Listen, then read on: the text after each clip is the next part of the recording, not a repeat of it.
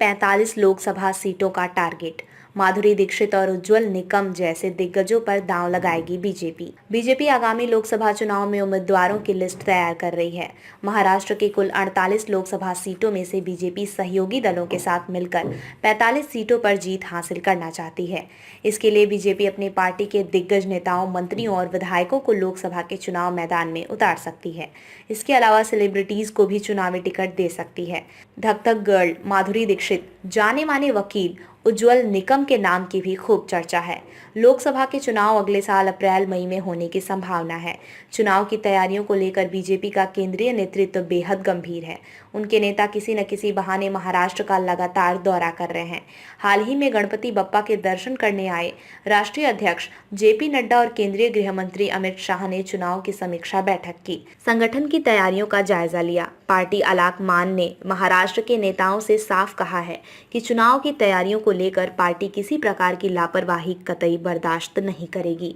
गणपति उत्सव के बाद अब पार्टी के आला पदाधिकारी काम पर लग गए हैं। बीजेपी के दिग्गज नेता और राज्य के वन मंत्री सुधीर मुनगंटीवार, ग्रामीण विकास मंत्री गिरीश महाजन, विधानसभा अध्यक्ष राहुल नार्वेकर, लोक निर्माण मंत्री रविंद्र चहवाड़, बीजेपी प्रदेश अध्यक्ष चंद्रशेखर बावनकुले, कौशल विकास मंत्री मंगल प्रभात लोढ़ा, चंद्रकांत पाटिल के अलावा पूर्व कैबिनेट मंत्री विनोद तावड़े, आशीष शेलार, सुनील देवधर के नाम की चर्चा है। लोकसभा चुनाव से बचना चाह रहे कई नेता। बताया जाता है कि इनमें से कई नेता लोकसभा के चुनाव से बचना चाहते हैं। दरअसल वे राज्य की राजनीति में ही अपना उज्जवल भविष्य देख रहे हैं। इन नेताओं को लगता है कि अगली बार राज्य में जब सरकार बनेगी तब उन्हें कैबिनेट मंत्री बनने का बड़ा अवसर मिलेगा और केंद्र में गए तो महज सांसद बनकर ही रह जाएंगे। ऐसे में वे राज्य की राजनीति में बने रहना चाहते हैं। कौन कहां से लड़ सकता है चुनाव? बीजेपी ने पिछला लोकसभा चुनाव उद्धव सेना के साथ मिलकर लड़ा था। उस समय मुंबई की सभी सीटों पर जीत हासिल की।